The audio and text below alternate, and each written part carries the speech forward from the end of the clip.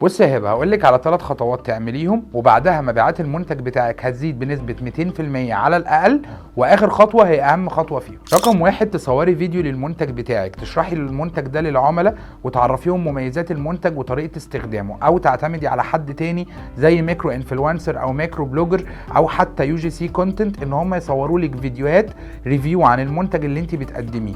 ومهم جدا مده الفيديو ده ما تزيدش عن دقيقه، وكمان يكون الكواليتي بتاع الصوت وكواليتي الصوره كويسين جدا. رقم 2، تختاري المنصة الأنسب للإعلان بتاعك أو المنصة الأنسب اللي هتلاقي عليها الجمهور المستهدف بالنسبة لك، سواء كانت فيسبوك أو انستجرام. جمهورك موجود فين ويقدر يشتري المنتج بتاعك من خلال أنهي بلاتفورم، فيسبوك ولا الانستجرام. بعدها هننزل البوست ده على المنصة اللي احنا اخترناها كريل. ومهم جدا يكون في محتوى بسيط جدا بس فيه هاشتاج أو كيورد بتوضح للكلاينت بتوعنا احنا بنقدم منتج عبارة عن ايه او بيحل انهي نوع من انواع المشاكل. رقم 3، تبدأي بقى تشغلي اعلانك الممول على المنصة اللي انت اخترتيها.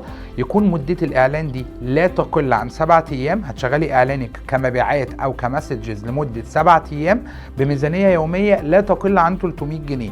ولو بدأنا من اول 500 جنيه في اليوم ده هيكون اقوى بكتير في النتائج بتاعة المبيعات بتاعتنا. بس كده، دول ال3 خطوات. بس مهم جدا قبل ما نعملهم نكون عارفين ازاي نسعر المنتج بتاعنا، وده انا عامل له فيديو موجود عندي على الصفحة قبل كده، ممكن تتعرفي ازاي تسعري المنتج بتاعك.